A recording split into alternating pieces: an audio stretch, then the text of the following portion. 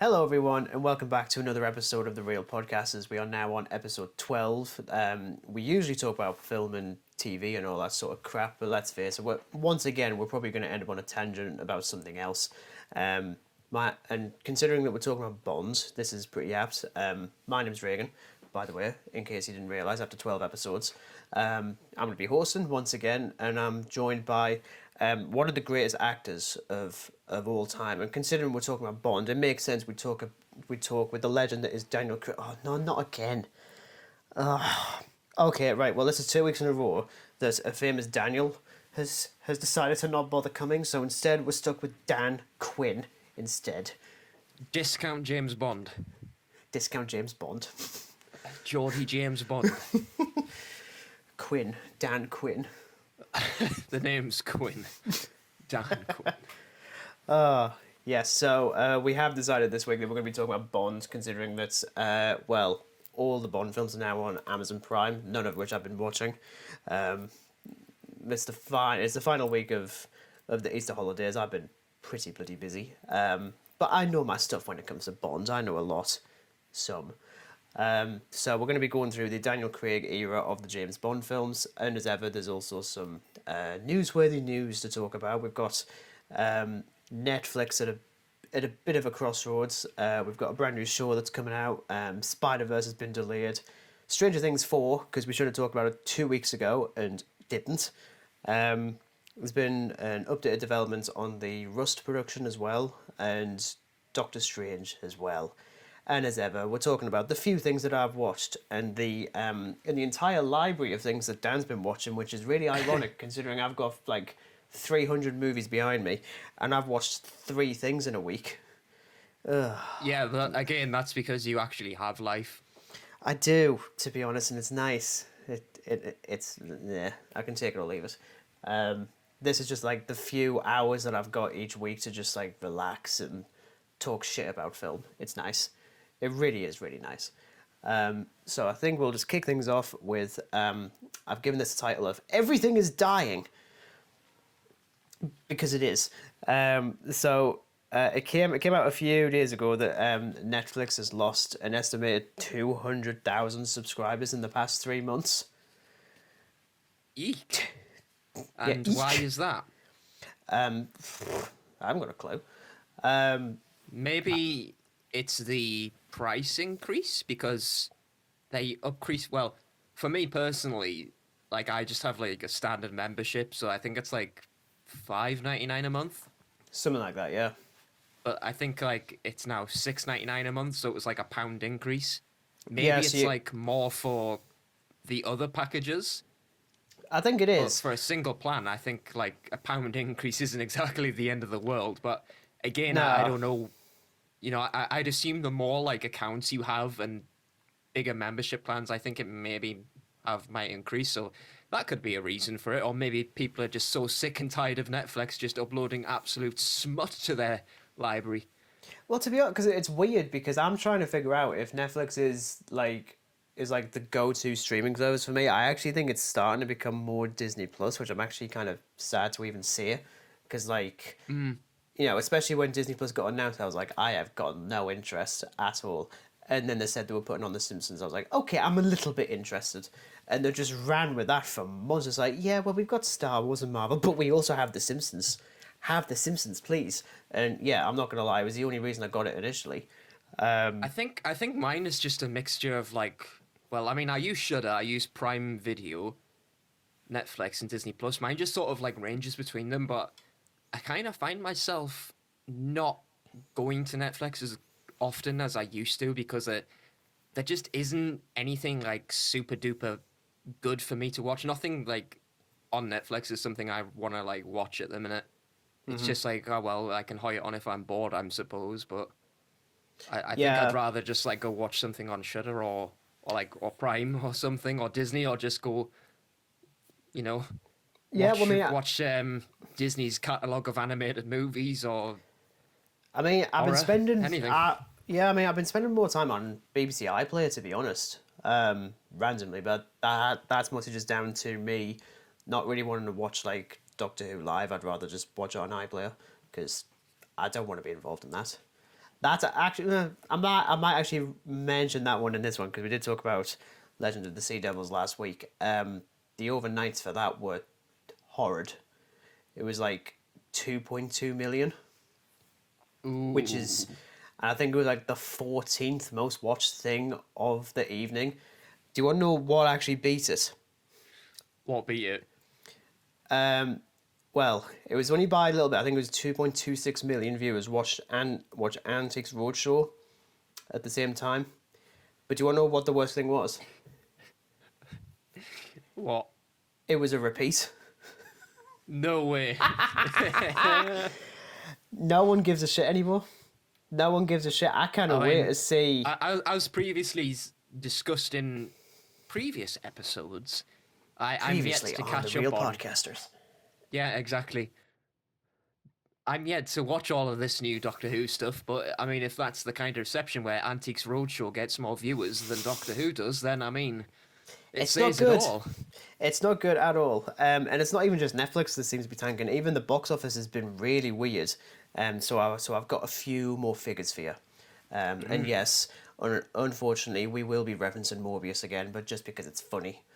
Um, so So it was about 2 weeks ago we spoke about the new Fantastic Beasts film that had just been released in the UK.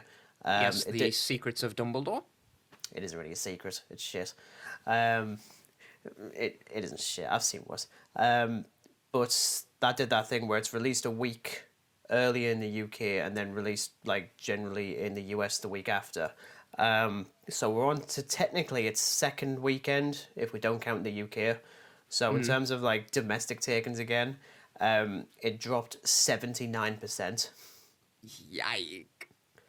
That's actually I'm fairly certain that's actually worse than Morbius did the first go around. Although funnily enough, the second worst drop for a Wizarding World movie, as it's now called, was actually Deathly Hallows Part 2 Wow, really? with 72%. Yeah. I mean, here's the thing. I only saw one of the Harry Potters in the cinema, that being the Half-Blood Prince, so I just waited for Deathly Hallows on DVD, so I wasn't there for the $1.6 billion it made. But I wasn't expecting a 72%, yeah. And bear in mind, that's in 2011. Like, that's Yeah, yeah. 11 years ago. Morbius has dropped another 59%. Ah, that's good. It's now, I think last time I checked, it was on like 400k over a week. I'm like, fucking hell. But even then, Sonic the Hedgehog 2 dropped 63%. It's like, there's some pretty steep drops, and bearing in mind, Sonic's good. It is actually a good movie. Yeah, like I was gonna just- say that is pretty steep for a film that is probably no doubt 3 times better than Morbius, and I haven't even seen it. Oh, for sure. It's certainly quite troubling considering we're headed into the summer season from like next month. So Yeah. I'm kind of hoping that Doctor Strange isn't going to bomb. That being said, we're going to be talking about that a little bit later on. I mean, 'Cause it might considering do. who's helming it, I think we're gonna have a great film. Yeah, we should be okay. But yeah, I just figured I'd talk a little bit about that because also Netflix was cancelling a load of things as well in the wake of the subscriber decrease. So I think it was Bright 2 that got cancelled. It was that weird David Ayer, Will Smith Oh thing. yeah, there was a couple of like originals that like had one season and then they just said like, yeah, we're canceling it. Well, this thing, like on Netflix, beyond Stranger Things, like there isn't anything major like in terms of like long form like series and stuff on Netflix that can actually last. Like it is usually just three seasons. Anything that does last is only because it's been ported over from something else, like Friends Yeah. or something. But yeah, we'll see what happens. I don't think Netflix is going to drop entirely, but let's face it, I think it was going to happen eventually, especially with everyone else jumping on the streaming service train. But we shall see. We shall see. Now, have you ever seen what I consider to be one of the most influential science fiction films of all time, Metropolis? No. 1927. German expressionist film, 2.5 hours long, or at least one version is 2.5 hours long. So No. I haven't seen no, it. that's absolutely fine. So I'll give you like a brief rundown of the plot of that. Yeah, yeah. It's set in a futuristic urban dystopia. It's in like a city just called Metropolis, weirdly enough. It follows the attempts of a wealthy son of the city master, who's trying to overcome like this like weird gulf between the rich and the poor. It's basically Gotham City. It is basically Gotham City. Right. And and yeah, I mean, in a way, it's like a very political film. You know, like looking at like the rich and the poor and such a divide. And there's also a robot woman as well. I think I've got it somewhere up here. It's too far away. Really like influential. I mean, as I say, in 1927, and I believe it's based on a book. I'm assuming it is. But regardless, the reason I bring it up is because we're going to be getting a 8-part TV series adaptation of that story from the creator of Mr. Robot, which I never watched, if I'm completely honest. I've heard it's really good. It's got that it's got that Rami Malek in. I mean, I think it ended a couple of years ago, actually. But I want to talk about it actually because, for one, it's going to be using the largest virtual production infrastructure ever made. So it's essentially like the technology used on The Mandalorian. So with like the massive LED screens and stuff rather than green screen. Yeah. And apparently it's going to inject, like, because I mean, it's been shot in Australia. I think it's in pre-production currently. It's going to be like injecting the equivalent of $310 million into the economy. It's pretty extensive. There is just one issue that's really pissing me off. It's been released on Apple TV. Oh, man. I mean, I was going to get the 7-day... Surely, though, like, it would be smarter just to release it on multiple platforms rather than just one. Why don't they release it on Netflix? It's a good idea now. I just... It's honestly like when things just get released on one streaming platform, like, and it doesn't do well in terms of, like, profit, but the common thing that I would do is, like, okay, the film isn't doing as well as it was predicted. Why don't we put it onto another streaming service and see if it increases? I mean, the thing is that I don't even know how well this will even do because it's a very influential science fiction film, but it's also from I like think nearly with, 100 like, years the ago. kind of film that it is, like with it being like that old, Yeah, I think you're gonna have a pretty niche audience who would be willing to watch that. me, I would totally watch it. It's Yeah. great. I genuinely think it is really really good. And yeah, was it like the second oldest film I've ever seen? So it's definitely due a rewatch. Maybe, well, if we're still doing this in 2027, we'll do it then. I would love to be doing this in 2027. But moving on from that, I just wanted to quickly check that one out. Spider-Man Across the Spider-Verse has been delayed. Balls. Yeah. Have Sony not learned? Sony have never learned. Well, they have learned one thing. They've dropped the part 1 bit of the title, and then dropped its release an extra 6 months. So it was initially going to be in October 2022. It's now in June 2023. That is a pretty long delay. I'm really annoyed. I really want to know why, because the thing that's replacing it is, I believe it's an adaptation of a kid's book that's called Lyle Crocodile. And I think I know what that is. I think I've seen like a couple of images of that, but I can't be bothered to Google it, if I'm completely honest. Yeah. Yeah, but I mean, damn, that is a long time. Yeah. So we've In terms literally... of delay, I mean, let's face it, even though it has a delay of that time, where I think we both know that we've known absolutely nothing about this film, and it's still going to be better than Morbius. Why? Imagine if there's an animated version of Jared Leto that appears towards the end and they just kick the shit out of him. I want that. I want that right now. Well, and I this want him to podcast method took actor a it. very extreme turn. Wow. Well, I'm not saying he deserves it, but he's the face of it, and who else is going to be punched to death? It should be Jared. Spider-Man into the Morbiverse. No. No, Dan. No. Stop there. Rejection Don't give immediately. them any ideas. Stop them. Stop it. And then because of this, part 2 has been delayed until March 2024. So literally by this point we're still waiting for 2 years for the other one. Yeah. I'm not gonna lie, I was really annoyed because Into the Spider-Verse is just one of the best films ever, and you'll be glad to know that it's coming out on Amazon Prime very soon, apparently. So you will be watching it. Please. It's fine because I've bought it already, so... Have you watched it yet, though? No. Good. We can wait. I bought it because like essentially I had like the watch list like up, and I was like, okay, I need to watch this, watch the other, and it was on sale as well for like £3. Oh, wow. So I was like, oh, may as well. So yeah, I finally bought it. Now I just need to finally watch it. We're gonna have to do like a dedicated Spider-Man video at some point. Maybe once I rewatch No Way Home, but then we'll have to time it so that you do watch Into the Spider-Verse, because you need to. It's terrific, absolutely terrific. It made us cry. Like, that's now 2 Spider-Man films almost consecutively that made us cry. The other one being Morbius, but for other reasons. Out of pure anger. Oh, it wasn't even anger, it was just utter confusion and offence. Absolute Utter offence. confusion and offence. Yep. For the smut that has been shown to me. They really need to put that on the front of the Blu-ray, just like, just that. Oh yeah, or just that. There we go. Jared Leto is just that.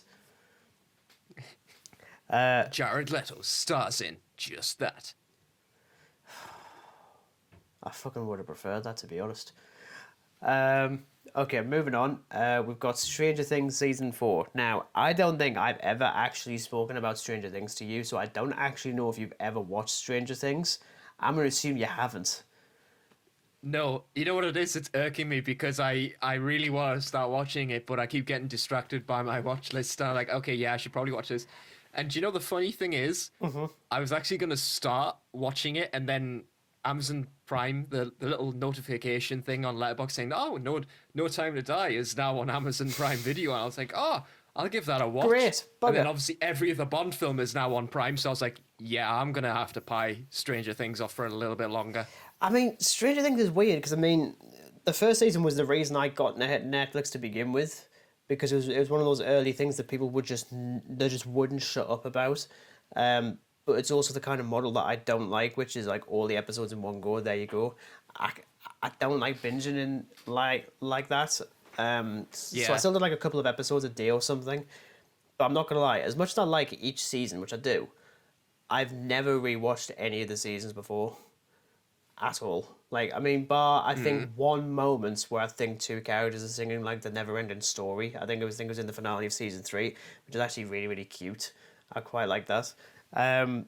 But yeah, we did get the full trailer for season 4. Did you watch the trailer at all? No, because I didn't really think I'd need to, considering that I haven't even touched upon Stranger Things, but I know there's a lot of hype about it.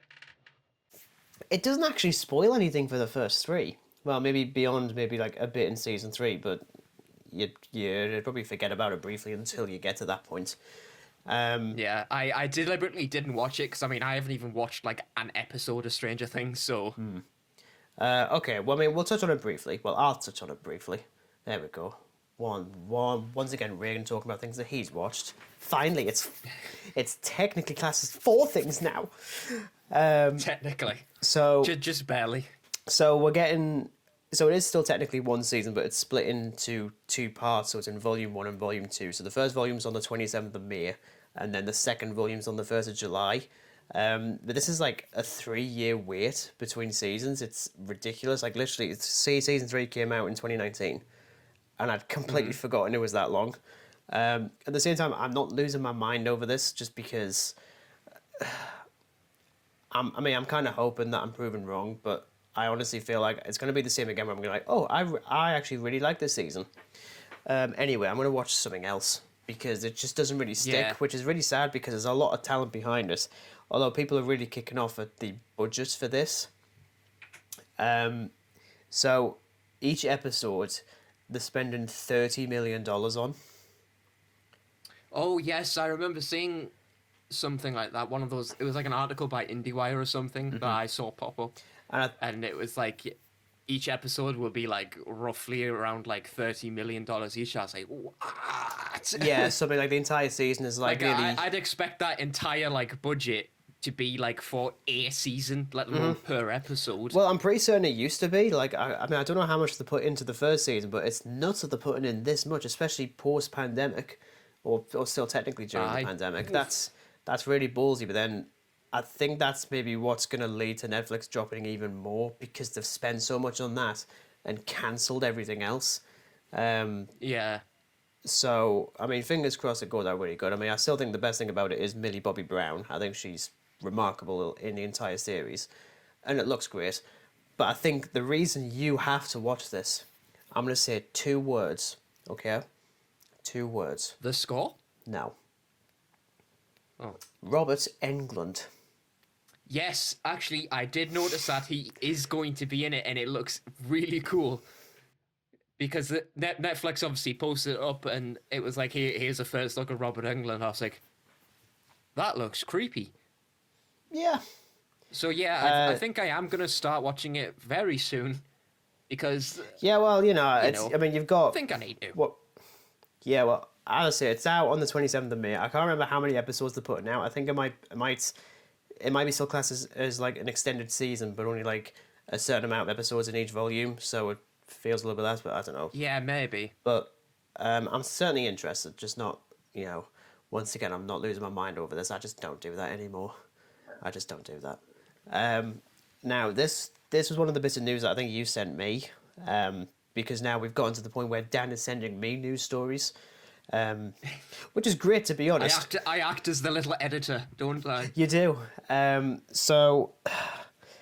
Right, so I mean, this has never come up in discussion because, well, there hasn't really been a reason to. But there was that incident last year on a film that's now entirely suspended as far as I know. I don't think it's going ahead. It was a film called Rust, starring Alec Baldwin, and this was the film that's where it was the cinematographer Yep. who was sadly killed by one of the prop guns that Baldwin was using that hadn't been modified properly and had a live round in it. And this obviously prompted a lot of discussion about having prop guns on set or having guns at all. Some people reckoning that they should just be CGI entirely and stuff like that. Regardless, a person died and we really need to focus on that. But the production company was fined $137,000, and Yeah. it was interesting reading the response from people. It's like some people were saying something along the lines of oh, so you've actually given a number for how much her life was worth and stuff like that. I see where they're coming from. I mean, I kind of think that's a bit of a cheap fine, considering that somebody was literally killed on set through a prop gun. Well, I mean, obviously the first thing that comes to mind is Brandon Lee when he was filming The Crow. Yeah, exactly. This is an incident that has happened before, and it always seems to be involving Alec Baldwin, and to me, it's starting to look a bit like a red flag. I mean, I never judged Baldwin at all in this because at the end of the day, he didn't know that he was holding a gun with a live round. He has no idea. He's just a freaking actor. Yeah. And then when you look at the behind the scenes of I think it was the second assistant director and the person who was basically the gun handler. This was their second film, and and apparently on the first one, there was a lot of criticism towards them about the handling of all that sort of stuff. So it was. I suppose it would depend upon his duties. I mean, from what I would imagine, a prop master would handle something like that. Mm-hmm. The safety of the prop. But I think sort of production side, or at least art direction, would be responsible for actually ensuring that there is some safety precautions behind it. Yeah. So I see why he's getting the flack, but I think the flack should be aimed towards the people who actually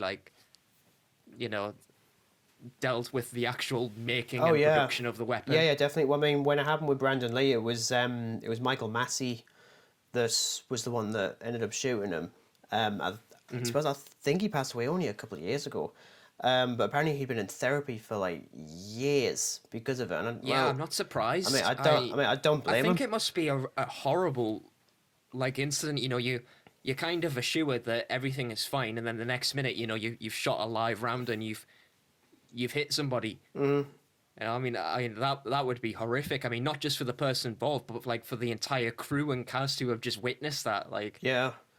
could you imagine? And obviously the flack of the reception of the film, knowing that this happened. You know, with reception being a big thing. You know, if an incident happens, it obviously affects the film quite dramatically. Yeah, I mean, I'm pretty certain that this one will just not get released. I don't think. I think we'll just leave it. But then I didn't actually realize because there was a Twilight Zone movie in I think it was the 80s or the 90s. And I mean, look, I never watched the Twilight Zone, and it just ended up popping up in me in like my news feed like after looking at this, just because Google tracks everything I look at, as you do. Thanks, Google. And it talked about, I think it's Vic Sorrells or Vic Morrows, who was on the set of the Twilight Zone movie, and he was killed by a helicopter that had crashed because of all the pyrotechnics and stuff. And it was John Landis that actually directed that. Yes. And he got a lot of flack, and even I was thinking I had no idea about that at all. Yeah. It's just, I think it's just gonna be one of those I things. mean, Whenever as a director, I suppose as a good director, you kind of communicate with all departments, ensuring that safety precautions. But even so, like you could check something like that over 1,000 times, and there'd still be risks to it. oh yeah, well I mean making any film is a risk. Like frankly, but obviously this is, Yeah. I mean I'm not comparing this to like a lowly film to like something like this. It's it's a tragedy just through and through. There's no other way to call it that. But I think like even like some of the responses from some people was like really like in poo tears. Like I think even The Rock had put out a statement saying, every future film that I ever work on will not have any guns anywhere near the set. I'm like, will you shut up? Like, Oh my. like Well, I mean, he can't exactly talk. No, he considering can't. the absolute pap that he has been in. oh yeah, So he's shut doing up, some The Rock. shit. Be quiet. But it's one of those things like I understand where you're coming from, but this is not the conversation you should be having, at all. I mean, as a man of a reputation like him, I think like the smart thing to do would just be keep your mouth shut. Like, Yeah, your opinion is not needed. and when it is, it's pretty. What are you gonna do? Go make like a romance film? Like, I would considering love the films that. you've been in have guns. Like, I really wouldn't because I didn't like Red Notice. So Oh no, I didn't. It was shite. And Black Adam is probably going to be shite as well. I reckon it will be. I think I guess we're gonna find out. next year. That's if it's not delayed, of course. What again? If only. Yeah. So, and then the final bit of news. In a nice companion piece to last week when we spoke about Fantastic Beasts being cut slightly by 6 seconds. For a China release, Doctor Strange in the Multiverse of Madness has been banned entirely in the Middle East. Entirely. It's madness. It's madness. Yeah, the film isn't even out yet. I love that. It's not even out, and it's banned because of what is it, like some like LGBTQ theme or something? So one of the characters that we see in the trailer, she's wearing like a denim jacket. Apparently her name is America Chavez. That's actually like the name of the character from like the comics. Right. Apparently she's gay in the comics. So they were like, no, absolutely not. We can't have that at all. I'm like, she isn't even the main fucking. I mean, she has got like a major presence in the film. Like I think the film opens with her anyway, because she can like travel through the multiverse and stuff. I but really hope that it isn't going to be one of these things where like Marvel Studios issues like a warning and then they cut it just for that country. Like that isn't fair. Like if they don't like it, tough. well, I mean, here's the thing. We'll This just is. distribute somewhere else. Like I find it fascinating that we're literally talking about the thing that we discussed last week, where it was like, well, I mean, Disney would just say yeah, no, exactly. and they have. So, first of all, props to them, I guess, for just saying no, we're not going to cut it, because you can't. You know, if they've got a major presence, you can't just cut them out. I know if it's somebody who's got a major presence, like there is no film. Yeah, exactly. And as I say, she's playing like a major presence in it. But the reason I referenced this earlier on when we talk about Netflix dying and stuff is because it's not getting released in the Middle East, it's not getting released in Russia. I wonder why. And it's not getting released in China. Again, I wonder why. So I think some people were predicting that it might lose upwards of like $500 million because it's not released in those. Yeah. Which, granted, that's mostly from China. But then again, I mean, again, we even mentioned it last week. Is like I don't think it's as much of a powerhouse as it used to be, because they're being like really selective. I think considering sort of what Chinese cinema was like compared to what it is now. I mean, hell, it's got a massive population, and yeah, it would soar in terms of profit. But when countries say no, it's like, well, we have to distribute somewhere else now. Mm-hmm. Basically. So it's like, can we actually outlive what the expected profit of this film is going to be? And mostly it is, yeah. I mean, I think I don't know a thing about this film. I've only seen the trailer. Yeah. But I know it's got a great director behind it, and I know that it's probably, with very sort of high confidence, probably going to be a successful one. I mean, more than likely. I mean, this wouldn't be the first time that a Doctor Strange related thing has been banned, because like even the first one was banned in I want to say China, but it might be Nepal. I cannot remember which one. It's one of those, but it was because of the character of the Ancient One, because in the comics they're from Nepal, I think. And right. I believe the relationship between China and Nepal isn't very good, like at all. Yeah. But I could be wrong. But I mean, like, it's something to do with that character that they didn't like, even though they changed it to a Celtic woman, which is its own can of worms, really. I mean, I think even Kevin Feige came out last year and said, at the time we thought it was a good idea, like we thought we were being clever by not referencing that character's heritage in the comics, but yeah, in fact it might just made it worse, which is not doing like a disservice to Tilda Swinton. I think she's a fantastic actress, and I think she did really good in the film. It's just a shame that like things like this happen. Like why can't the world just get along with? It's like, I mean, like, what can you do? I mean, there's probably an episode of Futurama that like takes the piss out of that. There probably is. I'm fairly certain there is. Guy, American Dad. I'm just waiting for it, to be honest. Yeah. But yeah, so that's another Marvel film that's been banned, as you do. But that's it for the news. The news. Now we're going to move on to what the hell we've been watching. I think in a bizarre twist.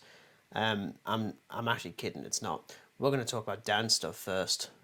I'm assuming most of it is Bond, so we'll probably talk more about that later. First off, it's not really a twist considering I usually start. Well, you do, because it's nice, because I like hearing about your things, and usually because I've only got like 3 or 4 minutes worth of things to talk about.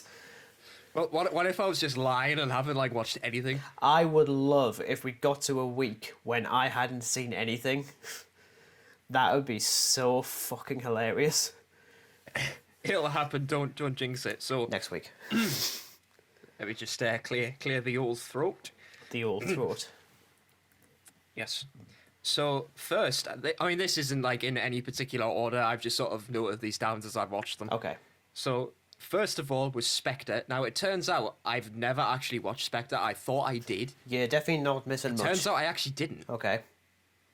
I watched No Time to Die, and because I hadn't seen it, but I thought I saw Spectre, but it turns out after watching No Time to Die. Well, I mean, I think with like the Bond stuff, we'll definitely talk about that a little bit later on, especially with your thoughts on it, because I'm very curious with that. Yeah, exactly. After that was Death on the Nile as a rewatch. My viewing on it has changed ever so slightly. Okay, is it better or is it worse? Worse. Ooh. Okay, is it closer to me? Look, it is nowhere as bad as the Murder on the Orient Express reboot. I think that was just pants, despite its cast. It was pretty pants. But Death on the Nile, I mean, it's great. I mean, we both love the whole like Egyptian setting and stuff like that. Uh-huh. But I mean, sometimes you can really tell that things just don't add up. I mean, some of like the shots where you have 2 characters in the shot, you can clearly tell that like it's a screen behind it because of the way the image is projected. It just looks so fake. Yeah.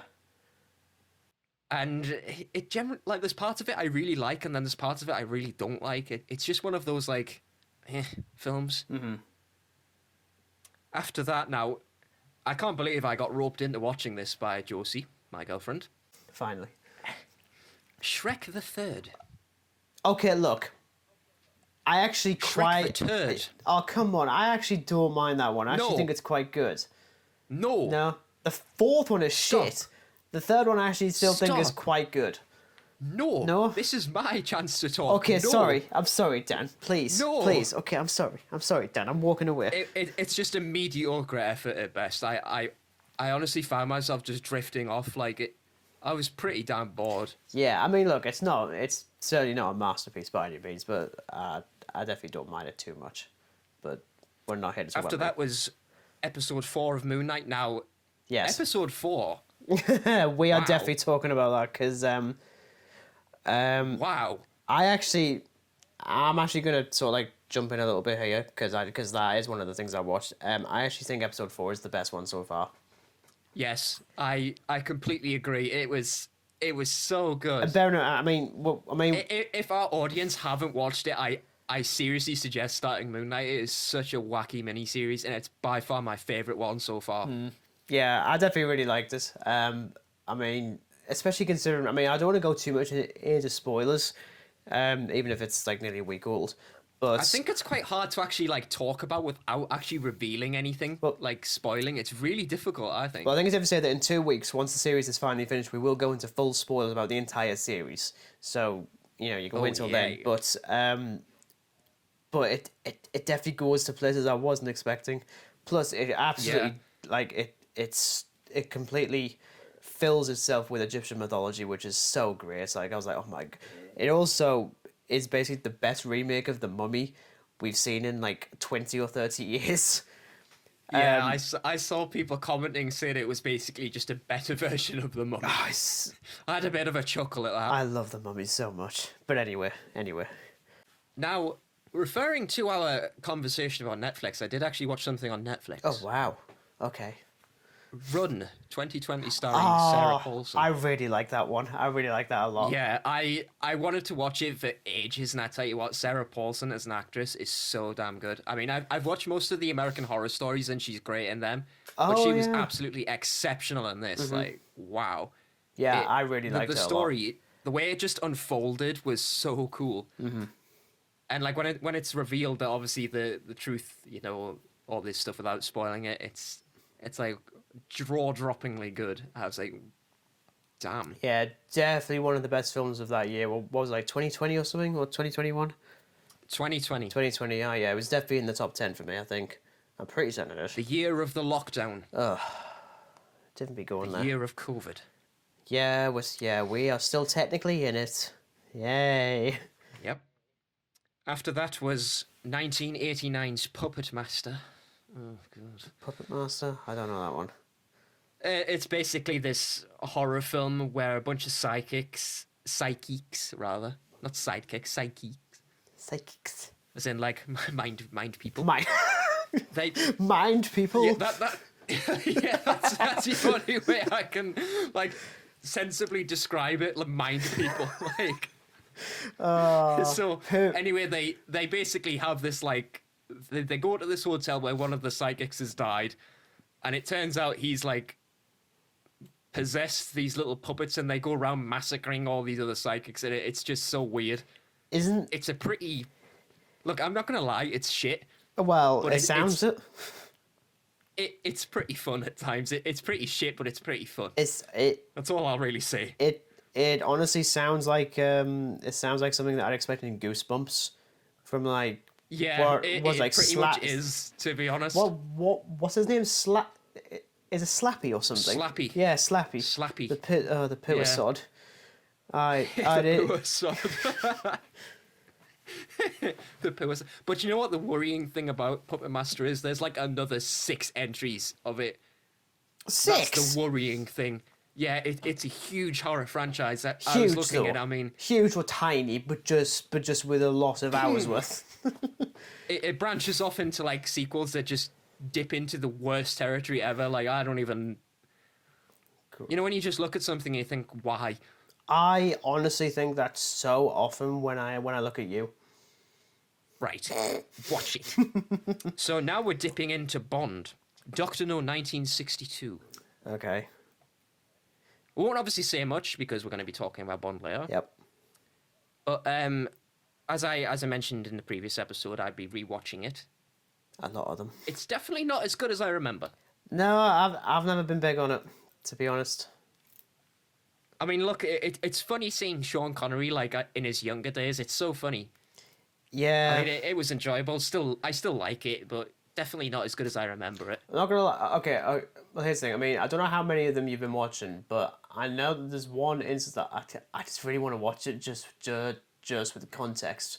Just describe it, and I might be able to. There's a moment when he's trying to talk to someone, and like there's like a girl in a bikini walking past, and he just goes man talk and just slaps her. Oh, I mean that happens in a couple of them. But that specific one, I mean, I'm assuming that isn't in Doctor No, because otherwise I'd be like, oh, okay, I'm not gonna bother. No, I don't. And this is no, me saying I'm it. pretty sure that's not Doctor No. Okay, that's fine. So after that was, now our opinions are going to be divided here. Okay. Well, it depends if I've actually seen this, but we'll see. Shrek Forever After. Oh, it's shit. Right, but now here's the little game I want you to play. Right, I want you to look at an image of Rumpelstiltskin and then look at my profile picture, Why? because the resemblance is somewhat uncanny. Is this your profile picture on Facebook? Yeah. I mean that'll do. That'll do. I mean, you look decidedly more interesting, if I'm completely honest, and that's me being decent today. Although, okay, look, here's the Some thing. resemblance. It's pretty freaky. Here's the thing, right? I don't know why, but for some fucking reason, on my birthday last year, we suddenly decided I want to watch Shrek 4. And I feel like not even like the other ones, No. just Shrek 4. Well, no, because we'd already gone through the first three over the last couple of months prior, and then suddenly I must have had like a clot or something, and I decided, you know what? I want to watch this clot. It's thing is, it actually retcons the third film as well because Rumpelstiltskin appears in that. Yeah, no. And it's a completely different. I mean, to be honest, I actually quite like the concept, but it does that thing that I noticed with like all failing franchises. The final one always does like a what if scenario in a different universe. Yeah. Like Santa Claus 3 did that as well, and that's also fucking garbage. And I ever so slightly prefer it to the third entry just for the what if scenario. Yeah, I told you our opinions are gonna. Oh no, he's so angry. Yeah, okay, I'm moving swiftly. I on. really wish that Daniel Craig was here instead. So I've rewatched Halloween 2 with a very in-depth review of it. Okay. I don't. From Russia with Love, 1963. Again, Bond won't mention too much about it, but Yep. again, rewatching it, it's funny because I don't really remember a lot about that when I first watched it, but upon this time, I really liked it. Right. And something very short now amongst my feature lengths was the Marvel one-shot All Hail the King. I don't think I've ever actually watched that yet. Hasn't that got Most of the one-shots are on Disney Plus, and I mean, they range from like sort of like a couple of minutes to, I think, like 15. But it's essentially just like a sort of little sequel to Trevor Slattery. Yeah. And I mean, it's funny as hell. It's so funny. I'm just trying to. I mean, is he? Doesn't that reveal that he is actually the Mandarin though? Yeah, it's so fun. It's so fun. But then so I mean, that basically retcons Iron Man 3, but then Shang-Chi just retcons All Hail the King. Oh yeah, it's just a total cluster. It's Marvel, man. Honestly, make up your freaking mind. Now into sequel territory. Oh dear. Halloween 4: The Return of Michael Myers. Can you watch something else? But you know what, right? It's actually a decent sequel, and I'll go into that later. Well, later in my continuing list of films I've watched, because this is just never ending now. Yeah, it is. Goldfinger, 1964. Absolutely superb film. Is it? Okay. Thunderball, 1965. Not as superb. You only live twice. If only. Yeah. Well, I mean, I've just lived for 24 years, so I couldn't really. Somehow. Yeah, but now, again, we'll go into that because I have some really interesting stuff about that that I think you're going to be impressed by. We'll see. And now here comes the fun. Her Majesty's Secret Service, 1969. Now, again, another Bond film. So I've been watching quite a lot of Bond. It does. If that was entirely obvious. Yeah, it looks like it. Yeah. Now, I was going to watch Halloween 5, The Revenge of Michael Myers, 1989. But instead, I watched Diamonds Are Forever, 1971. And we're going to talk about this later. Great. Okay. Because I've got a lot to say. That's absolutely fine. I really appreciate that despite the fact that this podcast was my idea and I'm the main host, I actually appreciate when you decide to go on a rant. It's nice. Yeah, so let's hear the three things you've been... Well, three and a half, we'll say. Half being a trailer. Yeah, Moon Knight episode 4. I watched that, and as I say, I really liked it. I think, as I say, I'm still on board, and it was definitely like the ending I just was not expecting. And yeah, it absolutely reeks of ancient Egyptian mythology. So it was utter smut for me. Utter smut. And going back to things I really appreciated in my childhood, ancient Egyptian mythology and dinosaurs. It's not Jurassic Park. I haven't rewatched Jurassic Park. I want to, though. I might do. Maybe. It's been a long time since I've watched Jurassic Park, let me tell you. Well, but yeah, episode 4, I mean, what are your thoughts on it without sort of spoiling it? Because as I say, it's pretty hard to actually talk about it because I think you reveal too much when you kind of talk about a mini-series. I actually appreciate how I'm actually able to not spoil it. It's mostly whenever, because I mean, even my girlfriend doesn't give a shit about spoilers. I'm like, yeah, well, I do, so I'm not spoiling it. I'm not spoiling anything. I mean, she watched episode 4 with me because she's still on board with Moon Knight, which is still fascinating because I know she doesn't care about the Marvel stuff. But overall, I'm still really liking it. I also love how Ethan Hawke is just so casual the entire time, and he honestly sounds like he's got a really sore throat. So he must have a cold for the entire season. He just sounds like it.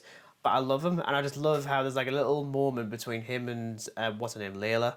It's just sort of sat on the ground and they're just talking, and it says a lot that one of the best scenes in the entire episode is just a scene of them talking. It's kind of similar to probably the best scene in Avengers: Age of Ultron is actually the moment when all the Avengers are talking and they're all trying to lift Thor's hammer. That's actually the best scene in the entire film. It's not like an action scene. It's just them talking. I really like that. But yeah, as I say, I'm still liking it. And I'm pretty certain the last two aren't going to bugger it up. But, I'm fully expecting for Marvel to decide, well, in the final episode, we'll just have the hero fight a villain who's exactly the same.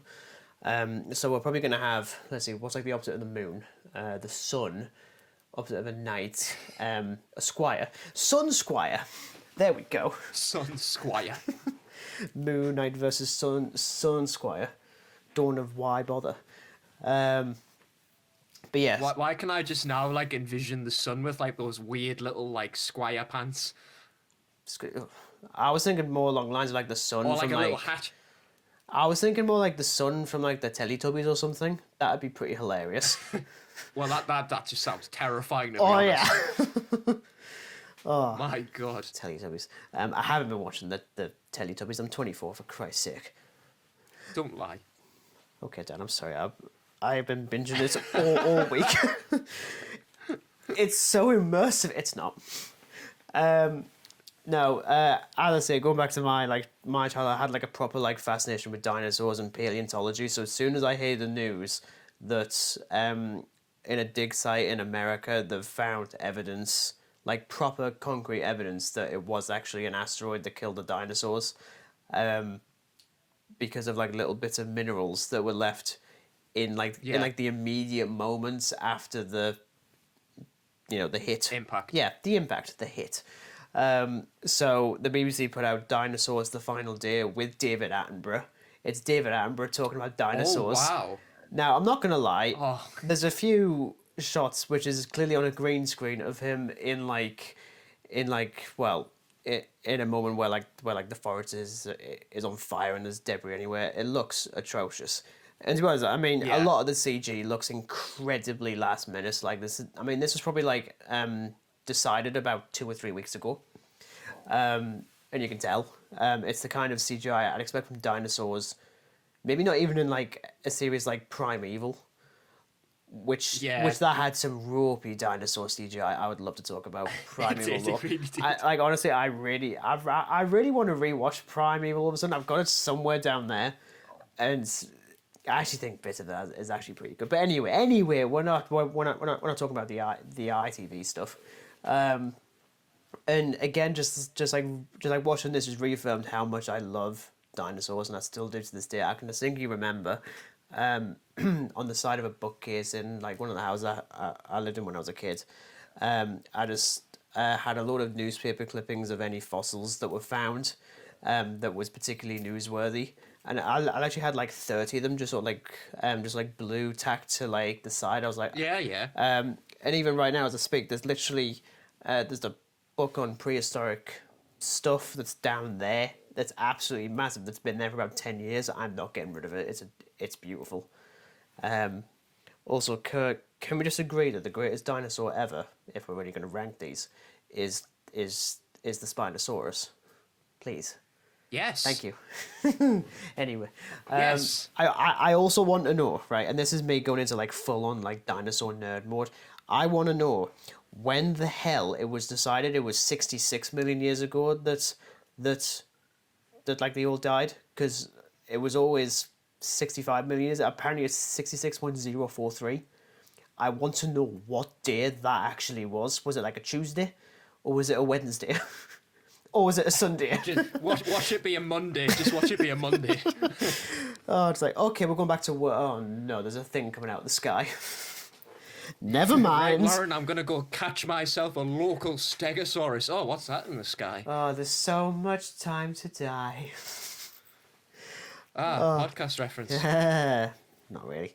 But yes, I really liked it despite the shitty dinosaurs CGI. Though it was So, I mean, is this on BBC iPlayer? Because It I is, think yes. I'm quite interested in watching it. Yeah, I think I'm gonna go away and watch that. It is on iPlayer. You can get it on Blu-ray as well. I think it's out now. I mean, whether it's out in 4K, I'm not getting it in 4K.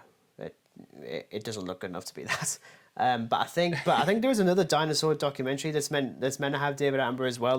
That's coming out, or at least is out right now. So probably an iPlayer as well. I could be wrong. I haven't seen that bit yet.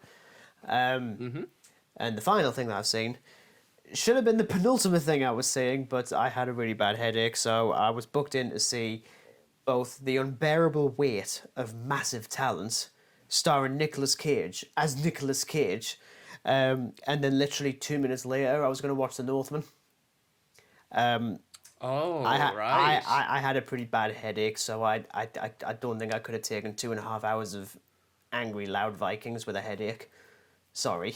So Yeah, that sounds pretty. next week, if it's out on a good time, because the times are getting a bit awkward now. I was really hoping I could have catched it in cinemas, but there we go. But no, instead I did watch The Unbearable Weight of Massive Talent, which already is like the greatest title for a film all year. I think it's such a good story, and for one, I think Nicolas Cage is the rare actor that can actually pull off a film like this, where it's just taken the piss out of his own life, but is also pretty like similar to his actual life. I mean, I'm not saying that he's like a down on his luck actor that's struggling to get work, but considering the way we were talking about him like a couple of weeks ago with like doing all like the direct to VOD shit, it's pretty similar. Yeah. It's already one of the best films of the year. I was laughing so hard in places. I remember seeing the trailer and I thought to myself, this actually looks pretty good. And this thing, I haven't seen And usually when I see Nicolas Cage things pop up, I'm very hit and miss. well, because I haven't seen a lot of like him in films. Like, I mean, obviously there's Into the Spider-Verse when he's Spider-Man Noir. I mean, that doesn't get a reference because of course it doesn't. The two National Treasures, which are guilty pleasures if I'm Yeah. completely honest, and the two Ghost Riders. neither of which are guilty pleasures. Both of them are garbage. Oh gosh. I've actually only ever seen the first Ghost Rider. This was when. Don't watch the second. Oh, Don't. I have. Dan I have is your before. friend. Listen to Dan. I have seen the second one Listen to before. Dan It was here. terrible. But the first one, this was back when like the PSP was like a major thing. And my granddad had. Yes. And my granddad had like the proper like cinema system, so you could plug it into like a set of speakers, and it was on like a stand and everything. That is the only way I've ever watched Ghost Rider on a PSP. And it was still talk terrible. Not even like a full TV If it's flat not- screen, just on the PSP, and it was still terrible. If it's not good enough for the PSP, it's not good enough to watch on a 40-inch TV in the sitting room. It's just not good at all. But there is like a lot of like Nicolas Cage films I haven't seen, stuff like Con Air or The Rock, of which gets referenced a lot. I believe it opens with a couple of characters watching Con Air and they're just like geeking out over Nicolas Cage. And Pedro Pascal plays the biggest fanboy I've ever seen. Like, he is so adorable. And I'm not gonna lie, the energy that he brings to that character is the kind of stuff I was kind of hoping he'd bring to Wonder Woman 1984. But he doesn't. He's rubbish. But his chemistry with Nicolas Cage is honestly adorable. It's so cute. And I think like the funniest bit is when Nick Cage, he's just called Nick Cage. There's this like running gag where he keeps on showing his daughter like films that he absolutely adores. And you know, he reckons, oh yeah, she'll like them, but she's like a proper millennial because she's like what, 15 or 16. And apparently he shows the Cabinet of Dr. Caligari, which he adores as a film. Oh my. So when he gets to this island owned by Pedro Pascal, they talk about, okay, so what's your top 3 films? And he's like, Face Off. It's like, of course it is. Of course it's Face Off. The Cabinet of Dr. Caligari. And he's like, oh my god, really? And then the third, and then like he's deliberately holding off from saying the third one. And then he's like, well, no, tell me. He's like, Paddington 2. And he's like, what? Paddington 2. And it just cuts. Paddington 2. And it cuts to the credits of Paddington 2 and they're both in tears. And he's like, you know what? Paddington 2 is amazing. And then by the end, he asks, Nicolas Cage asks his daughter what she wants to watch. And she's like, have you ever seen a film called Paddington 2? And he's like, And they're all just watching it. I was like, I haven't seen Paddington 2. I haven't seen any of them, and I want to know why people are calling I Paddington haven't, 2 so- like one of the greatest films ever. I'm like, why is Paddington 2 that? You have The Lord of the Rings, you have Alien, you have the Indiana Jones, you have Star Wars, but Paddington 2? What the hell does that film do that just rewrites the rule books on like good movies? I really want to know. Apparently everything. Apparently everything. Bloody bear. Bloody bear. I can't wait for the third one. Bloody bear in a raincoat. Oh yeah. Gosh. Oh yeah. Yeah. No, I really like this, and again, as someone who hasn't like seen like a lot of Nicolas Cage films, I still really appreciated this. It's the kind of, I also love the fact that this is now like 2 films I've seen recently that deal with a little bit as like a satire or parody on the making of a movie. Like there was The Bubble Yeah. a couple of weeks ago, and then there's this. And he's talking about how like he wants to do like more like character nuanced films, you know, like very very niche, and it's just like, just make a fucking blockbuster, please, for the love of God. Just and he's like, no, I can't, absolutely not. And he's like saying himself, I am like a proper like classic actor. I'm like, mate, you're Nicolas Cage. I still really want to watch Pig. Apparently that's really good. I've got it. Yes, I've heard that it's over really there. good, and I've got Yes. that on the watch list. Yeah, I've got it over there, and I still haven't watched it. It's actually still in the shrink wrapping. The only like, I mean, obviously you mentioned Ghost Rider. But I mean, we've both seen Ghost Rider, but the only other Nicolas Cage film that I've watched was Color Out of Space. Oh yeah, actually, that and Mandy I want to watch. I really want to watch Mandy. That's apparently quite good. Mandy. But Color Out of Space, isn't that? Yeah. Because I think I really wanted to watch that, but then isn't the director a bit problematic all of a sudden now? I think. I have no idea. I mean, I watched it, and he plays like this like farmer, and you know what? He really like suits it, surprisingly. Oh, and The Sorcerer's Apprentice. He was in that as well. Years ago, but no one gives a shit Yeah. about that. Ugh. Yeah. But yes, that is all I've watched. I was able to drag all that out for about 10 minutes, probably. But yes, now Dan's been watching the Bond stuff. I haven't. Again, I haven't found the time to do that. Just to clarify, I haven't watched every single one. fucking might I've as got well have up done. to. I mean, I've finished the Craig era, Yes. and I have, from what I gather, I finished the Connery era too. Right. And A remake, but I'm not interested in the remake. So technically, you've also finished the George Lazenby era with one film, yes, yes. which apparently No Time to Die actually honors quite a bit of. I think mostly with the score, but I haven't seen it, so I don't I know. would have to actually go back and watch it to pick up on that. Yeah. But I can somewhat believe that. Yeah, so I mean, I figured we'd talk about more specifically the Daniel Craig era because it's the most recent one. It's obviously come to an end, and there's obviously like the question of what the hell's going to happen next.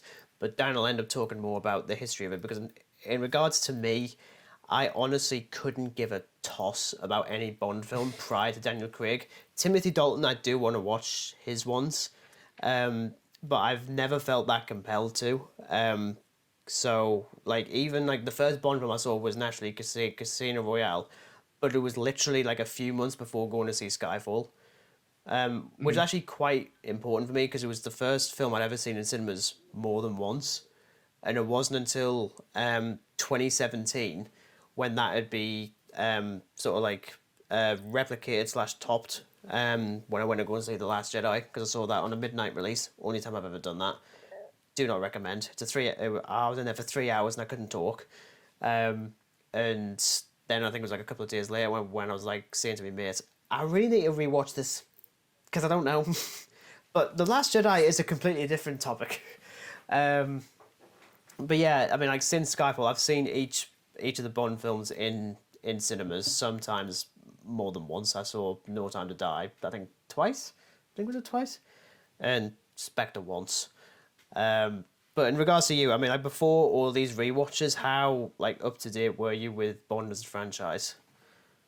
I mean, as a kid, from all I can remember is I pretty much watched all the Connery films, all the Roger Moore films, the Timothy Dalton ones, and the later ones, which were Pierce Bronson and yeah, Pierce. So you are like a proper Walt like Pierce. fan of Bond, and decidedly more than me. Then I Oh suppose. yeah. I mean, I started watching them with parents, and we started with Doctor No, and naturally just worked our way up through like chronologically. So, I mean, I know you don't give like an absolute toss about them, and rightfully so, because I won't lie to you, some of the episodes are pretty dated. Some of the episodes. It's a really long running TV series, isn't it? It's a 50-year. Actually, it's 60 years. It's 60 years old this year. Jesus. Shit. You know, and it's maddening to think that like it was from the 1960s as well. And you can I mean, absolutely obviously tell. The first one was Doctor No, 1963. Two. Yeah. 1962. I know that. Jesus Christ, Dad. 1962. God, you know, I've been watching a lot, okay? So I haven't. 1962, and I mean, the most noticeable thing about them is the car chases.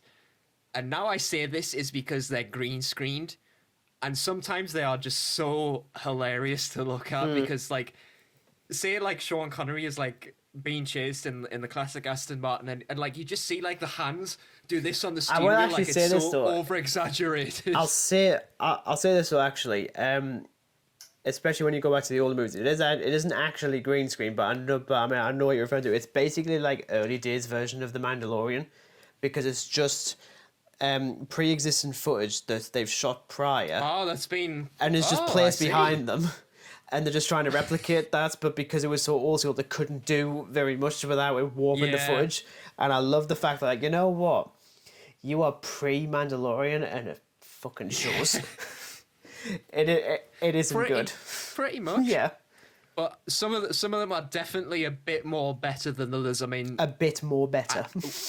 a bit more better. That's all I can really describe it, because some of them, like the footage behind it, like the cars are actually bigger than what is happening on screen. Yeah. Like, it looks so bizarre. It's so strange. But yeah, I always preferred like Sean Connery's era, like, because I mean, I think it always was going to be, because when I first started watching it, I wasn't too keen on it at first, and then the more I watched, the more I liked. Mm-hmm. And I mean, there's definitely some other films that he's done that are just absolutely stupendous. I mean, Goldfinger is my all-time favorite Connery film, because that is just an absolutely amazing film. It's actually, I think it's the highest rated Bond film ever. It's really. Yeah, it's 99% on Rotten Tomatoes. I'm really surprised by that. I honestly assumed it would be like Casino Royale or something that like would have been high. Oh, okay. Skyfall and Casino Royale are also in the 90s, and I think from what I remember, Casino Royale was 94%. I think Skyfall is a little bit higher. I actually think it's like 92 or something. I think, but I could be wrong. And Yeah, it's definitely in the 90s. That's what I know for sure. and obviously Quantum of Solace is around 143%. No. No, it's not. It's no. Oh, we are so gonna get that. Oh dear. So wrapping up the little history. Yeah. Obviously, Sean Connery isn't with us anymore, sadly. No, he's not. Rest in peace, Jones. Yep. Neither is Roger Moore, and I think most people knew Roger Moore through Bond. Oh yeah, for sure. I mean, some of the films that he was in as Bond. I mean, Moonraker. It's a pretty naff film, but it's such a wacky film at the same time. Yeah. It's definitely a guilty pleasure among people, and I look forward to rewatching it, even though my opinion of it is probably going to go down. Mm-hmm. Down. Funny. But now, here's what I was referring to earlier. So you remember when I said that I was going to watch Halloween 5, The Revenge of Michael Myers, 1989? Mm-hmm. Because, you know, I just have to watch a bit of smut every now and then, you know. Okay. So instead I watched Diamonds Are Forever, 1971. Now, this is Connery's last film for Bond, I believe. Yeah. I'm pretty sure. Technically, because then you've got the reboot of Never say some it. other film. I was like never say never again or something. Yeah, something like that. Now, I kind of wish I watched Halloween 5. Oof. Is it really that bad? Yeah. Oh. I mean, It is so campy. Like, look, I love the whole "it's so bad it's good" film, like Yeah, every other person, I have but got a this lot was of just those. so over the top. It was so over the top. It was just cringy. And the actor who plays Blofeld, it isn't Donald Pleasence in that, is it? That's all I can say. Like, I could not, for the life of me, just stay interested in the film because of how silly it gets. Yeah. And I mean, like, it just insulted me because of all these, like, there was a really good premise behind it. Basically, like, Spectre and diamonds are involved, so it's like a bit of like jewelry thief and stuff like that. But then, like, the plot just takes this whole like silly route, and it so it comes to something when it's rated worse than one of the most inferior horror sequels of all time. Yeah. Yeah. I mean, in regards to the casting of Daniel Craig as Bond, I mean, it kind of proves that even after like nearly 20 years, we haven't learned, like, at all. Like, basically, I think like when people like up in arms about like casting and stuff, no one likes anything. We really don't. I mean, they said the same about when Roger Moore became Bond. It was like, oh, well, he's not Sean Connery. Yeah, exactly. And then, like, Roger Moore, like, outdid it. And then when Craig came in, it's like, oh, well, you know, he's not going to be But it's not even as good that. as Sean Connery It's was. just like anything, especially Batman. In particular, Batman. Oh, absolutely. Anytime a Batman is, I was like, no. As if despised. that sparkly vampire is going to play the Dark Knight. And he does it pretty well. And, I mean, obviously, I had nothing to say on the casting at the time, because I mean, it's what, 2005, I wasn't watching Bond, I didn't care. And I'd say I didn't see... 2006, I think Casino Royale came yeah, out. 2006, so we're so, like 2004, 2005, when he's announced as the character. Oh, no, that's... I actually think it was either 2003 or 2004, one of those two. 2002 was the final Timothy Dalton one. Yes. But Yes. I mean, even this entire Craig era is actually really rooted in the response to. I think it's Die Another Day. I think that's Pierce Brosnan's final one. But would you like to know Yeah, I'm what? pretty sure it is. But would you like to know what film came out in the exact same year? What? Born Identity. Coincidence? Well, yeah, because it's the exact. It is when you watch Casino Royale, the influences are so obvious. Like it is Yeah. a direct response that well, we can't do CGI stupid anymore. We need to be We've like had enough. we need to be gritty and realistic, which we're still in that period after the Dark Knight. Which even that has a direct influence on one of the later ones as well, which we'll get to. Um, but if but because Die Another Day didn't do so well and Born Identity did, and bear in mind there's like a 4 year difference between Die Another Day and Casino Royale, and Martin Campbell directed one of the Pierce Brosnan ones anyway. I mean, I don't think he did Die Another Day. I think he did like one of the earlier ones. But he came back to do Casino Royale, and it's light years difference. And I think it's probably why people still think of Casino Royale as probably the best Bond film, which we will get to in terms of like what our thoughts are on that. Yep. But I think it's safe to say that despite my limited knowledge of the Bond character, I mean I've seen enough of the prior ones in like little chunks. Craig is easily the best. I think he brings the best action. He brings the most nuance, and he actually brings a great Yeah. deal of humanity that You I know think what? was Like, needed. as somebody who's watched all of the Bond films, I'd say Craig as well, because I think there comes a time when, especially when you watch the old ones, there's just like this old cheesy charm with Bond, and then Craig's version is just totally different. There's none of this like sort of Bond looks at a girl and then the girl instantly falls in love. There's none of that stuff. Well, no, None of because that just doesn't happen in reality. Well, actually, I don't know. I could probably have a story about that one. You know, look at like something from like Connery's early era of Bond. Like he would like walk into a room and like the girl would look at him and then like they instantly just romance. It's like, what? You know? And like Bond walks into a room and then like the girl's like, oh, Yeah. James Bond. Oh dear, the things I'm going to do to you. But yeah, I think Craig is generally my favorite Bond. Like that's because he's gritty, and I think it really needed it compared to like some of the campy installments like Diamonds Are Forever. Yeah. Although to be honest, I think because it was interesting how when Spectre came out in 2015, which I'm going to be completely honest, I don't like Spectre. I don't know how you feel on that, but Well, it's interesting with Spectre because it's very mixed feeling. I mean, there are bits won't lie, I love. I prefer it to Quantum of Solace without a doubt. Oh yeah, Without a doubt. yeah, definitely because it's certainly not as inept, and I love the opening sequence. I think it's. Yeah. I don't know if it's my favorite. I mean, Yeah. like my favorite is in those final three ones, if I'm completely honest. But it's definitely up there, and of course, like Sam Mendes does that, and is like, I'm gonna do that for like the entire film, and he does 1917 a couple of years after. So you can tell he got his like shtick with that. But for one, it's way too long, which is ironic because Oh, yeah. because No Time to Die is even longer, and I actually think that's still paced a lot better. I think Christoph I Waltz think is that the wasted. first hour generally flies by in Spectre, but then Yeah. that last hour it really, really starts to drag. I kept like sort of checking to see like how far I was in, and then like I'd still have like an hour and 30 left. Like it just felt like it was going on forever, you know. Yeah, it's about. I think. But yeah, my feelings are pretty mixed, much like yourself. Like that, there's some parts of it I love. Again, I really like the opening sequence, and the majority of the characters too. Of course, we have. I'm gonna botch up her name as I always do when I try pronounce names.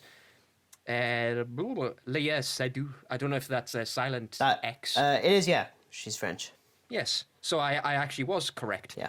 Who plays Dr. Madeline Swan? Great. She's a great character. And of course we got Craig too, and Dave Bautista, who was so strange seeing. Because obviously, a big fan of Marvel, I'm used to seeing him as Drax the Destroyer It's a sort from of Guardians of the yeah. Galaxy. I think it's the sort of thing he wouldn't do now. I don't think. Yeah, it's so strange seeing him as like this like almost mute buff villain. Yeah. But It's strange. but yeah, I mean, like speaking of villains, Bond has a few of them. Obviously, the best one is Dominic Green.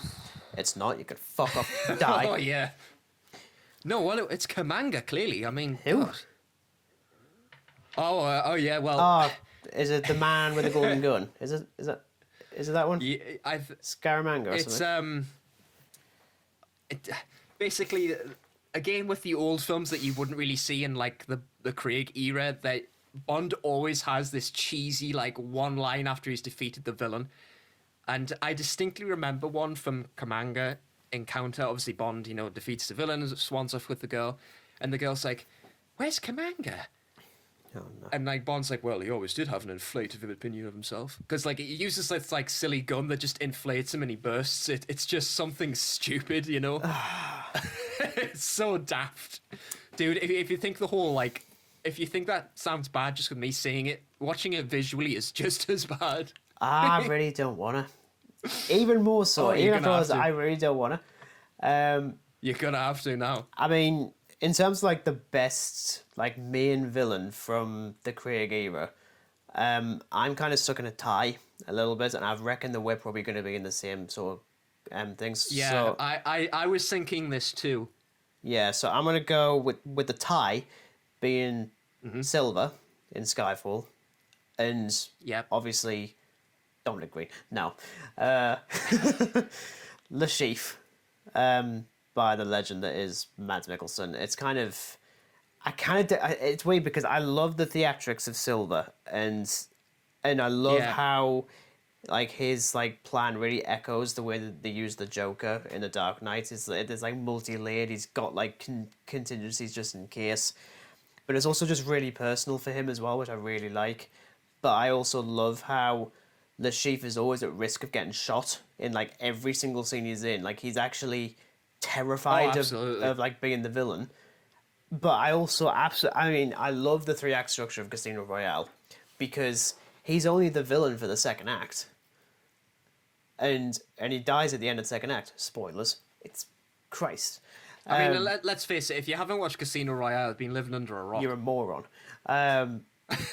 Because we spoiled most of the other ones.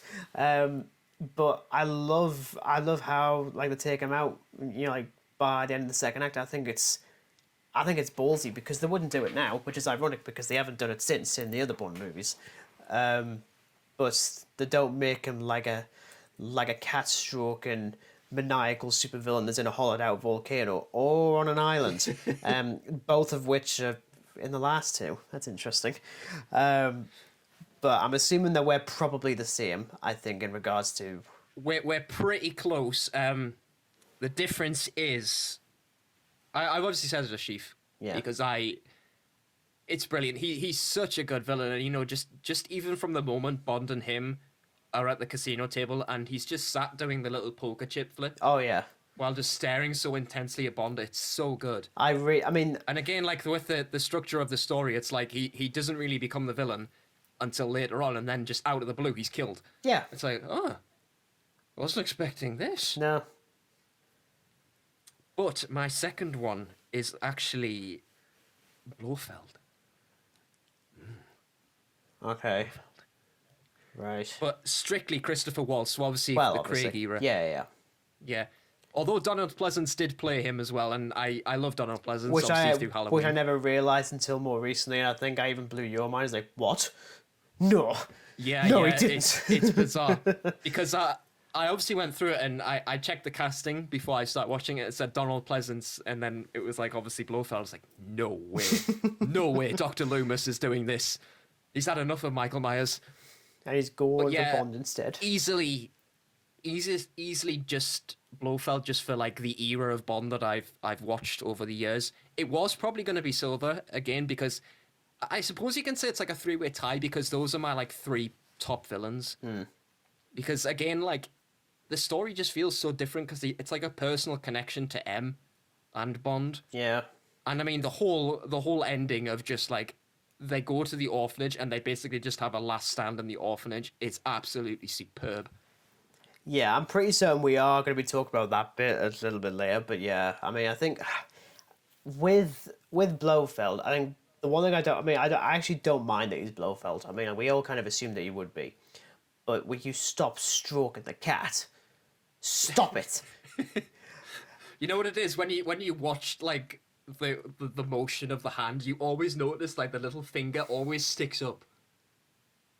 Yeah, I like it's that. always the little finger that sticks up. It's exactly the same whenever I hold a cup of tea. It's always the little finger that I do the always same. sticks Yeah, out. I Just do like, the same. And but it does the thing that I really hate this. If I'm completely honest, this is the bit I really hate about Spectre is that it does the same thing that I hate about Star Trek Into Darkness, where it does the Blofeld reveal, but doesn't make sense because it's doing it as like a shocking reveal, but it's with a character that oh yeah, has no knowledge of like when Benedict Cumberbatch says his name is Khan, we're like, oh, we know he's Khan, and there's nothing because the other characters have no idea who the hell it is. It means nothing. And this one is just like we all knew he was Blofeld. I mean he's the head of Spectre. He's not going to be anyone else. But they do Yeah. treat it as like a massive reveal, but it means nothing for Bond. And he just literally just says like, "Oh, it's a catchy name." It's like that. Like that's it. I'm like, yeah. I was honestly in the same sort of thing. Like all of this supposed build up and like a very generic reveal of Blofeld. I was like, yeah. okay then. Now, speaking of Blofeld, this is what I was going to mention earlier, and I'm looking forward to this. So, obviously, Donald Pleasance stars in the 1967 You Only Live Twice as Blofeld, which has one of the most impeccable action sets ever, the hollowed-out volcano. Ugh, naturally. It's brilliant. But did you know Roald Dahl actually wrote for it? I did Did you actually. know this? I did. Damn it. I did actually know that. I wouldn't care. I was actually so gonna. shocked. Like the guy who did Willy Wonka wrote an action film. I was mean, like to be honest, Willy Wonka and James Bond are pretty much identical. I would love that. What? Okay then. James Bond and the Chocolate Factory. The name's Wonka. Willy Wonka. Willy Wonka. And you don't want to add an A to that. Trust me. License to Thrill. License to murder children in my factory. Bond has done that before. It's fine. Yeah, so that was something I thought you'd find pretty interesting. And I do actually. It is really interesting. But Now, Quantum of Solace, seeing as how we've mentioned the other films. I've seen it once. Yeah. Years ago, and as you can probably see, like I mean, again, this is like an audio thing, so only Dan can use, but you can probably see up here, Dan. There are 4 Bond Blu-rays. Yes, I can. 3 of them are 4Ks. One of them is a regular Blu-ray. The other one isn't there because no one wants to own Quantum of fucking Solace. You know what, like I really could not tell you like anything that happened in the film. Did you know? I really couldn't. Did you know that because of the writer's strike, technically Daniel Craig wrote bits of the script, and he's freely admitted this? Did you know No. this? I know that it has some history of phases? like some issues with production, but I didn't honestly know that. It was similar to That's the interesting. second Transformers film, because that one also had the same strike looming over it. So that script was like done incredibly quickly, and it was the same with Quantum of Solace. I just find it fascinating how they're going to be like, well, can we not just delay it by like 2 years? I don't think anyone's really going to care. Yeah. And you could have had a better film because of it. But I don't know. It's so weird. But no, I actually think that Quantum of Solace is pretty shit, to be honest. So we've talked about the best villain. What about the best secondary villain, which is pretty minimal, to be honest.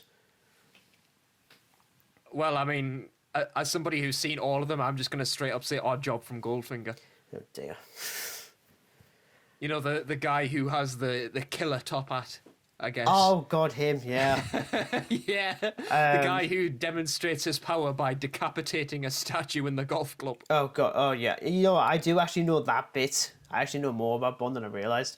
I mean, I guess technically I'm gonna have to go with like, well, David Bautista in Spectre, but it's mostly just for the physical presence. There's absolutely nothing there. Otherwise, I'd have to You know what go it is? with. I actually said the same. Like, he is actually on this piece of paper I have in front of me. Like, Um, even though we don't otherwise, really see too much of him, he's intimidating as hell. yeah, and otherwise probably the eyeball guy from No Time to Die. I thought he was pretty fun. Oh I yeah, he was suppose. freaky. I don't know his name. What's his name? Primo. Primo, his name is apparently. Primo. Yeah, I think that was his name. Yeah. Never mentioned. Okay. Now, I've technically put these two together, but there can be different ones. So the best Bond intro and song. Now, I'm still keeping this with the Craig era because it's easier for me because I don't know Yeah, yeah. the other ones. In truthfulness, anyway, mine are Craig era anyway. Right. The only other one I'd say was Goldfinger, but it's a bit hit and miss. It depends on the mood. But straight up, I'm gonna say Skyfall as an intro and score. Okay. It's brill. Oh, what? So, I mean, like, are you saying that for the best, like, musical score for, like, the entire film as well, then? Just the intro and Oh, right, yeah, okay. I think the intro. Yeah, the intro. Yeah. Because I would definitely go with Skyfall for the intro. I actually reckon that the song for No Time to Die, I actually think is my favourite, which I wasn't expecting because I don't listen to Billie Eilish Oh yeah, at all. Billie Eilish did it. Yeah, you know what it is? I really wasn't expecting to like it, and it's growing on me. Oh, I listen to it like at least once a week. It's weird. Like I listen to it like I mean like I'll randomly go onto YouTube and it'll just be on me recommended thing and it's just there and I'm like fuck it, I'll listen to it. And it's great. I really like it. I mean like, in regards to the best score for like the entire film, I am actually going to be really controversial. Well, at least I'm controversial for me. Because I really despised hearing that he was going to be composing the score for this. I am actually going to go with Hans Zimmer for No Time to Die, which in my head seems rude, considering that there's a lot of the stuff that's in that is just recycled from both The Dark Knight and Sherlock Holmes 2. Like, no, I mean, literally, right? I mean, I don't know if you've ever seen the Sherlock Holmes movies with Robert Downey Jr. No, I haven't. I haven't. If you ever do, right, there's a sequence in Sherlock Holmes 2 when they're running through a forest and it's all like slow-mo and stuff, and there's like a motif in that. The motif that you hear in No Time to Die, the first time you hear it is when the DB5 is spinning around, shooting at all the people, and it's got that like motif that they use a few times. Right. That is taken directly out of Sherlock Holmes 2, and I laughed so hard when I read, oh my god, you're ripping off Sherlock bloody Holmes. Why, Zemma? Why? But I really love that motif, and there's a lot of that score as well references on Her Majesty's Secret Service as well. That's why they use Louis Armstrong's All the Time in the World or something. And I think the track Final Ascent, which, you know, no spoilers for No Time to Die, even though it's been out for ages, that is like a terrific bit of music as well for the end of the film. Yeah. We'll go with. No spoilers. You know what? I'm gonna sort of say No Time to Die and Casino Royale are very closely tied. I'd probably say I prefer Casino Royale's score Okay. ever so slightly compared to No Time to Die, but I really like No Time to Die. Yeah. And that's just because I think, even though, like, as you mentioned, it's recycled stuff, which I didn't know, because I haven't obviously seen the Sherlock films, it's still really good score. Yeah. And that piece of music that Zimmer composed for the end is absolutely phenomenal. Oh, it's terrific. Really is. It just fits the whole visual side of it so well. Yeah. This one, it's not really a competition, but I'm still tied on this one. The best Bond girl, if we're allowed to still call them that. Yes. Yes. Can I just say like the obvious answer? Because again, there isn't much competition. It's obviously Vesper. It just has to be. It's a rule. Yeah. I said the same. I will say this though. I think she has the best character, but for the most entertaining presence, I'm going to go with Ana de Armas as Paloma in No Time to Die. She's in that thing for 10 minutes, and she's one of the best things in it. In fact, I still maintain that you get rid of Lashana Lynch's character and just swap her out for Paloma, give her that character. Yeah. And I'd absolutely adore her. She's only in it for like, what, 10, 15 minutes, and I miss her already. I still miss her. Yeah. I have three. Two of them are from the Craig era. One is from Her Majesty's Secret Service, which is Diana Rigg from Her Majesty's Secret Service. Oh, yeah, Diana Rigg. She's really good. Okay. And the reason I've mentioned that is because the Craig films, they don't really end on like a high, like, they don't end happily. No. Well, bar Especially one. Casino Royale. I mean, hell. Oh, no, definitely not. Let's face it. Ah, she's dead. Get the in. best Bond girl. And it's like, Bond, are you okay? The bitch is dead. I'm like, Bond. How dare you, Your James? Naughty, James. naughty James. But yeah, also Leah Seydoux, as previously mentioned, as Dr. Madeline Swan. She's great, but for me, it's definitely Eva Green. I mean, like, her character is so... Like, I really don't give a shit about Madeline and Spectre.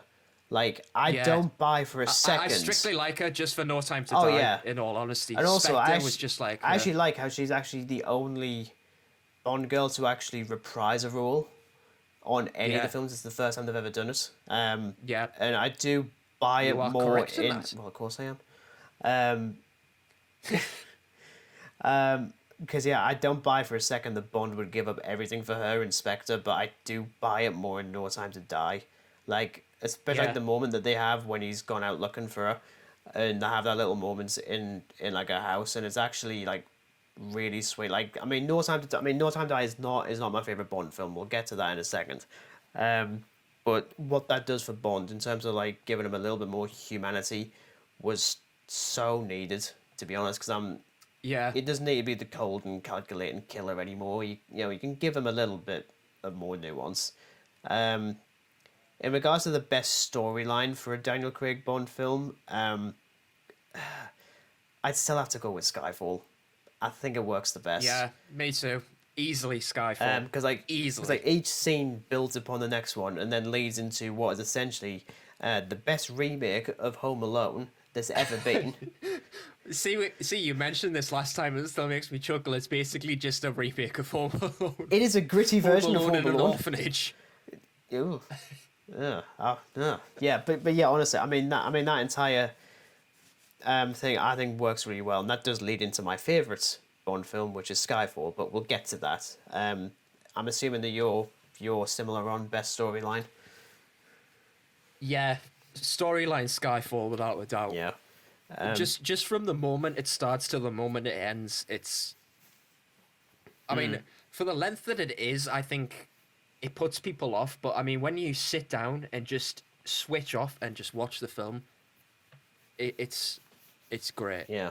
And then, as I say, my favourite Bond film is Skyfall. I think it does a really good job of... Because it's weird, because it's a bit like with Star Trek Beyond, like a couple of years later, where it celebrates the anniversary of the franchise without digging too much into its history. It just bees the film, which is something that Spectre does the exact opposite of. That feels like the film we assume we would have gotten in 2012, where it's just like, yeah, all these things that people like, there you go, it's over there, there you go, over there, there you can. Whereas Skyfall's just happy to be like, just like be your own thing, and it works so well. And obviously, I think it's probably the best looking Bond film, I think, but there's a lot of No Time to Die I think looks absolutely stunning. Minus some weird close up shots of Bond and Madeline in the DB5 in No Time to Die when they're talking and there's like shit going on in the background and it just looks really, really weird. Yeah, I was feeling the same, to be honest. Like I thought those shots were a bit weird. Like it's like they kind of thought, you know what, let's just do some close-ups. Yeah. Why not? But yeah, I mean that's definitely me. I'm curious as to what your favourite one is. Well, it actually would have been Casino Royale. Naturally, I think. Without a doubt. Yeah. And I'm still going to say Casino Royale, but it's very closely tied with a film, well, one of the Bond films, well, Her Majesty's Secret Service. It's actually tied with it. See, it's weird, like, for years I always got the impression that no one liked the George Lazenby one, and now all of a sudden people have kind of turned around on us. Like, I do actually want yeah. to see it. I do really want to see it. It's really good, but I tell you why. Essentially, it is like the first sort of time that it doesn't end on a happy note. Well, yeah, because doesn't it? I mean, I don't know if this. I mean, look, I haven't seen it yet, but I'm sure that there's echoes of No Time to Die in this. But I swear he. I mean, doesn't he get married or something? Or does it open? He does. He does get married, but then at the beginning of the next one, it's somehow canon that like his wife has been killed or something, something like that. It's in the same film. It's Essentially, in the same last one. couple of minutes of the film, they get married, they drive off, and the villains from the same film obviously track them down and they kill his wife. And it's like, it's so sad because you wanted them to get together for so long, and it's like, Jesus. you know, like even rewatching it years later, I was still like,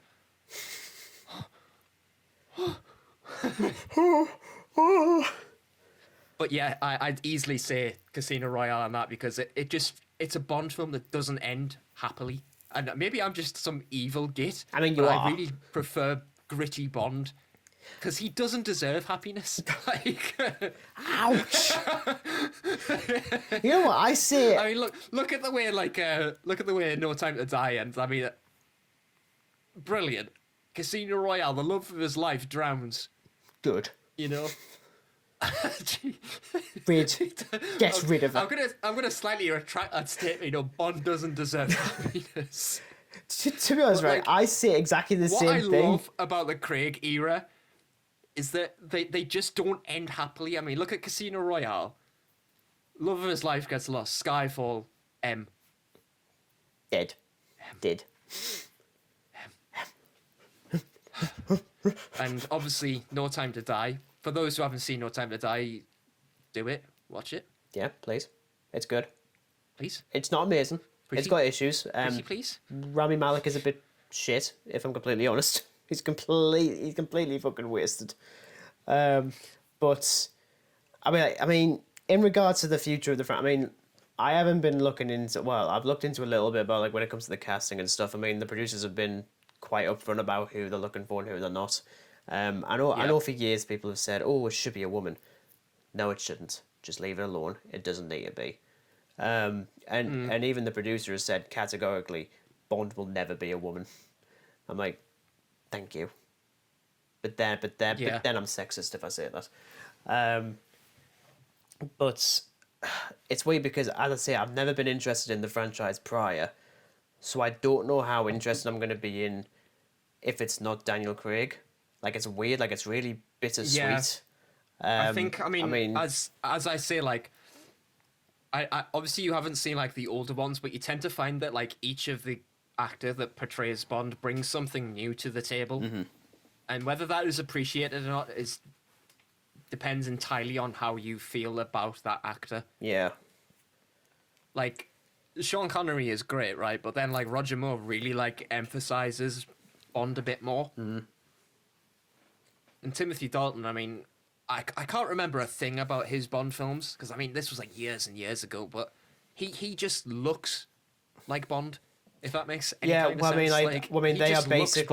They're basically the precursor to the Daniel Craig era. They were doing the things that they didn't in the Craig era, but they didn't like it at the time. That's why they try to find a middle ground with the Pierce Brosnan one, which apparently is good. I don't know. I couldn't tell you anything about them until I finally rewatched them, which will probably be very soon. More than likely, I'm assuming that when we get to the next week's episode, you'll have watched the rest of the bloody franchise. Probably. Probably. But yeah, I think that's like a good way to end it. Eventually, so thank you everyone for listening to us rant about some stupid secret agent that's paid absolutely nothing to run around the world and shoot people and sleep with varying degrees of women. This is just what he does.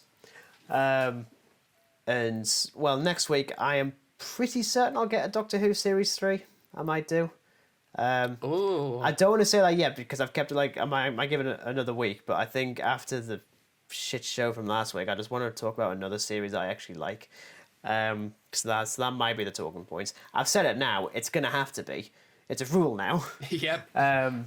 You've cemented it now. Maybe no. I mean, it would be quite funny if by that point we know who the hell the next Doctor is, and then that could be like like the side thing, just like we're talking about Doctor Who, but the 14th Doctor is here.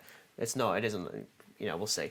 But yes, hopefully we'll be back next week with minimal internet issues, which you guys can't see, and will not even hear because I'm going to be editing all of that bit out. It'll all be edited out, and you probably don't want to hear the things that have been said. No, it's been absolutely horrible. I hate Dan so much. But yes, thank you very much, everyone. As I say, links in the description for all of our social medias, whether you listen to us on YouTube or Anchor or Spotify or Google Podcasts, whichever one. I hope you enjoyed, and we'll catch you next week. See you later. Goodbye. Bye.